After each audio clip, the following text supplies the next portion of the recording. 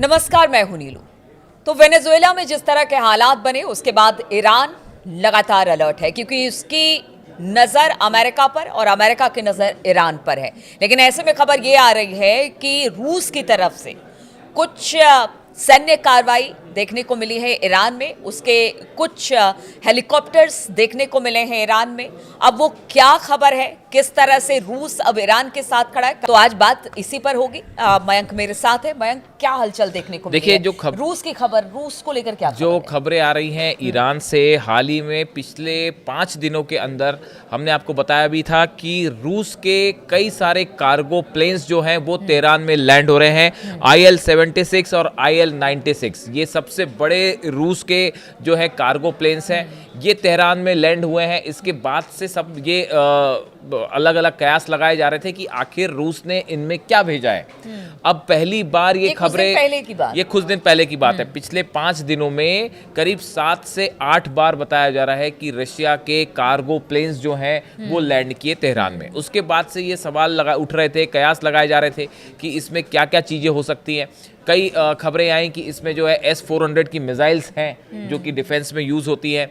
लेकिन अब एक बड़ी खबर आई है जो कि कई डिफेंस मैगजीन्स ने छाप दी है, और वो खबर ये है कि बताया ये जा रहा है कि रशिया ने अपना लड़ाकू मिलिट्री हेलीकॉप्टर्स जो हैं उसकी बड़ी खेप ईरान को सप्लाई कर दी है, और इसका नाम है MI-28 हैवॉक। इसको MI-28 कहा जाता है। हैवॉक जो हेलीकॉप्टर है रूस का, ये लड़ाकू हेलीकॉप्टर है। जो अमेरिका के अपाचे जो हेलीकॉप्टर है बिल्कुल उसी की कैटेगरी का हेलीकॉप्टर है, और बड़ी संख्या में इन कार्गो प्लेन्स के जरिए ईरान को रूस ने अपने लड़ाकू जो हेलीकॉप्टर्स हैं वो पहुंचाए। देखिए, जो खबरें छपी हैं मैं उन्हीं में से एक को कोट कर रहा हूं। Defence observers increasingly assess that the recent pattern of repeated Russian heavy cargo flights into Iran is not coincidental. वो ये कह रहे हैं कि लगातार जो कार्गो प्लेन्स आ रहे थे रूस के, ये कोई कोइंसिडेंस नहीं था, but instead reflects a deliberate logistic effort link to the airlift of MI-28 havoc attack helicopter purchased by Tehran. बताया जा रहा है कि तेहरान ने एक बड़ी डील की रूस के साथ हेलीकॉप्टर्स के लिए, लड़ाकू हेलीकॉप्टर्स के लिए, और अब वो खेप जो है इस तनाव के बीच रूस ने ईरान को सप्लाई कर दी है। इस तरह की खबरें छपने लगी हैं। मैंने आपको जो लाइंस पढ़ के बताई, ये एक डिफेंस एनालिस्ट मैगजीन है, उसमें ये खबरें छपी हुई है। देखिए, कुछ समय पहले ईरान के जो डिप्टी डिफेंस सेक्रेटरी हैं, डिफेंस मिनिस्टर हैं, ब्रिगेडियर जनरल महादी फराही, इनकी तरफ से ये बयान आया था कि हमने जो है उन्होंने एग्जैक्ट जो बयान दिया था वो मैं आपको बताता हूँ। Plans have been finalised for Sukhoi 35 fighter jets, MI-28 attack helicopters and YAK 130 jet trainers, YAK 130 jet trainers की बड़ी डील ईरान ने रूस के साथ की है। इस तरह का उनका बयान आया था। उसके बाद ये सवाल उठ रहे थे कि भाई ये चीज़ें कब तक सप्लाई होंगी। इसमें सुखोई 35 को लेकर, जेट्स को लेकर अब भी सस्पेंस बना हुआ है। लेकिन साथ में ये भी खबरें हैं कि ईरान में, तेहरान के आसमान में कई बार सुखोई 35 जेट्स देखे जा चुके हैं, जिसके बाद ये कह रहे हैं डिफेंस एक्सपर्ट्स कि भाई रूस ने जो है Su-35 जेट्स जो है वो ऑलरेडी तेहरान को सप्लाई कर दिए हैं, ईरान को सप्लाई कर दिए हैं। इस बारे में दोनों देश अभी कुछ नहीं कहना चाहते। अब जो खबरें छप रही हैं वो ये कह रही हैं कि ये जो हेलीकॉप्टर सप्लाई हुए हैं ईरान को, देखिए ये मिलिट्री हेलीकॉप्टर्स हैं, और अगर हम इसकी हल्की सी जानकारी लें, जो अपाचे अमेरिका का हेलीकॉप्टर है, आपने देखा अभी जो वेनेजुएला में ऑपरेशन हुआ उसमें अपाचे हेलीकॉप्टर की बड़ी भूमिका थी। जो वेनेजुएला में जिस तरह से अमेरिकन सोल्जर्स गए और अटैक किया, अमेरिका के जितने बड़े ऑपरेशंस होते हैं, चाहे वो अफगानिस्तान में रहा हो, चाहे वो ईरान के खिलाफ जो ऑपरेशंस है वो रहे हो, इसके अलावा भी जो भी ऑपरेशंस हुए वियतनाम में भी, सब जगह अमेरिका ने अपाचे हेलीकॉप्टर्स का इस्तेमाल किया। अब ये जो अपाचे हेलीकॉप्टर है, इसकी तुलना अगर हम ये MI-28 जो रशिया का हेलीकॉप्टर है इससे करें तो देखिए, अपाचे को एक उन्नत सेंसर का उपयोग करके दूर से ही दुश्मन को मार गिराने वाला हेलीकॉप्टर माना जाता है। अपाचे की खास बात यह है कि वो काफ़ी दूर से स्ट्राइक करने में सक्षम है। लेकिन जबकि MI-28 हैवॉक एक आक्रामक लड़ाकू हेलीकॉप्टर है जिसे भारी कवच के साथ बनाया गया है ताकि यह सीधे हमले को झेल सके और भारी भरकम नुकसान पहुंचा सके। देखिए, इसकी खास बात यह है कि जो हेलीकॉप्टर्स रूस ने दिए हैं, ये दुश्मन के हमले को काफ़ी हद तक झेलने में सक्षम है। यानी इनके ऊपर जब गोले बारूद दागा जाता है या मोर्टार से हमला किया जाता है तो काफ़ी हद तक ये उसको झेल पाता है।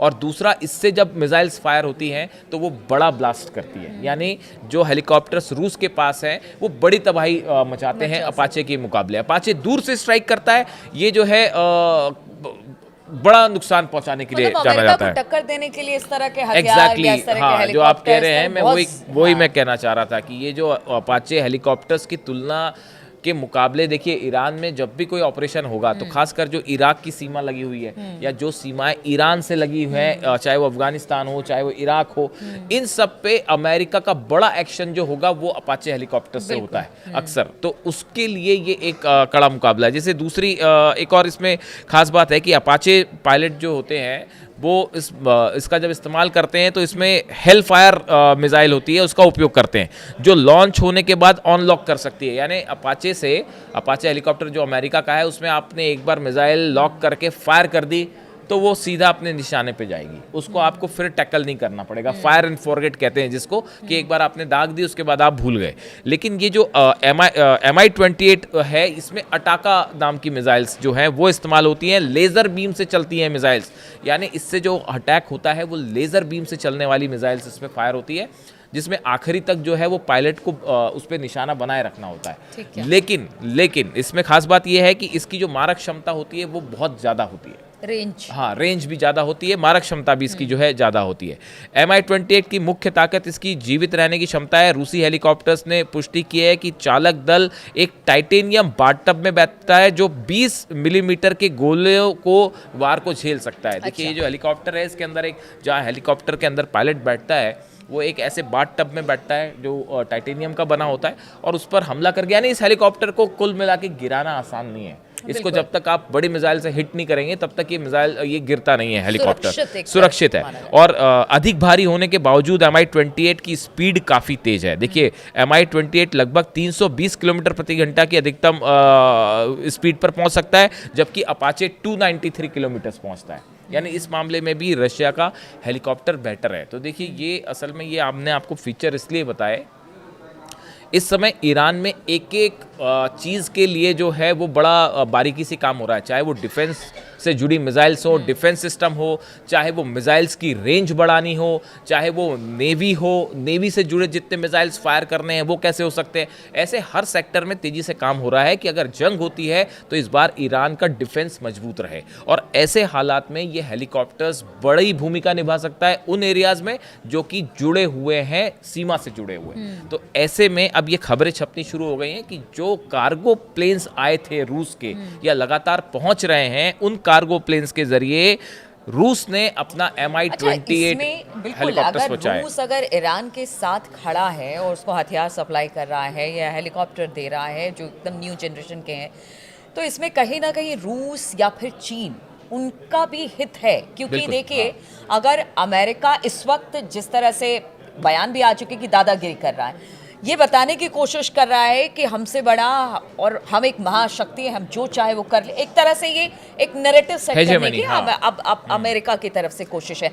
तो इसमें कहीं ना कहीं हित रूस भी और चीन भी देख रहा है कि अगर अमेरिका को आगे बढ़ने से रोकना है, इस तरह की मनमानी से रोकना है, तो फिर साथ देना पड़ेगा। मिडिल ईस्ट में अगर अब ईरान पर हमला होता है और अगर ईरान पे हमले के दौरान रूस और चीन साथ नहीं खड़े होते हैं तो ये रूस और चाइना के लिए एक बहुत बड़ा झटका साबित हो जाएगा। इस पूरे इलाके में अमेरिका का प्रभाव तेजी से बढ़ जाएगा। ये बात रूस अच्छी तरह समझ चुका है, ये बात चाइना अच्छी तरह समझ चुका है। नॉर्थ कोरिया तो हमेशा तैयार ही रहता है, वो एक अलग कैटेगरी है, वो बात कम करते हैं, मिसाइल ज्यादा दागते हैं, तो इस चक्कर में नहीं पड़ता नॉर्थ कोरिया की जो है वो ज्यादा टॉक्स की जाए। वो तो जब भी उसको जवाब देना होता है सीधा मिसाइल जो है अपना टेस्ट कर देता है। देखिए, रूस और चीन जो है, अब ये पूरा मामला जो वेनेजुएला से शुरू हुआ है, देखिए बताया जा रहा है कि अभी कई और देश जो हैं वो ट्रंप के निशाने पे हैं। जिस तरह की चर्चाएं चल रही हैं कि 6 देश ऐसे हैं जिस पर ट्रंप जो है वो निशाना साध सकते हैं। अब इन हालात में मिडिल ईस्ट में कैसे अपने प्रभाव को कायम रखा जाए, ये इस पर निर्भर करता है कि ईरान पर अगर हमला होता है तो ईरान कैसे सुरक्षित रहे। जब ईरान सुरक्षित रहेगा तभी रशिया और चाइना के इंटरेस्ट भी सुरक्षित है, वरना आप ये मानिए कि क्योंकि चीन देखिए मिडिल ईस्ट में ईरान को छोड़कर बाकी सब अगर देखा जाए एक तरीके से तो ऑलरेडी वो अमेरिका के साथ ही है, अमेरिका के साथ ही है पूरा। एकमात्र अगर कोई कांटा है तो वो ईरान ही है तो इस अमेरिका के। हाँ, इसलिए जो है वो इस पूरे इलाके में अब खासकर बशर अल असद जिस तरह से हटे सीरिया से, उसके बाद रशिया का प्रभाव इस एरिया में बनाए रखने के लिए बेहद ज़रूरी है कि रूस मजबूती के साथ ईरान के साथ खड़ा रहे और सिर्फ बातों से ही नहीं हथियारों से भी मदद करे। और इसकी वजह से ही ये कहा जा रहा है कि ये जो कार्गो प्लेन्स लगातार पहुंचे, इसके पीछे एक है बड़ी प्लानिंग के साथ ईरान और रूस काम कर रहे हैं। और जैसा हमने पिछले वीडियो में बताया था कि वेनेजुएला हमले के बाद भी ईरान, रूस, चीन के बीच में एक बड़ी मीटिंग, बड़ी चर्चा हुई है कि आगे कैसे प्लान को आगे बढ़ाना है। अगर किसी तरह का हमले की संभावना बनती है इजराइल की तरफ से या अमेरिका की तरफ से, तो इस सूरत में क्या किया जाए, तो इसको लेकर और ये जो हेलीकॉप्टर्स वाली बात है, ये इसी कड़ी में एक स्टेप माना जा रहा है। तो देखिए हालात कुछ ऐसे बन गए हैं कि ईरान के साथ रूस को और चाइना को खड़ा होना ही पड़ेगा, क्योंकि देखिए रूस और चाइना इस वक्त अमेरिका के लिए चुनौती है, अमेरिका इन दोनों देशों के लिए चुनौती है। अब अगर पावर बैलेंस करना है तो आपको ईरान का साथ देना पड़ेगा, यानी हम चीन और रूस की बात कर रहे थे, क्योंकि अमेरिका ने तो अपना दबदबा दिखा दिया वेनेजुएला में जो कुछ उसने किया। अब आगे क्या होगा, किस तरह से ये पूरा मामला बढ़ेगा, इस पर लगातार हमारी नजर बनी रहेगी।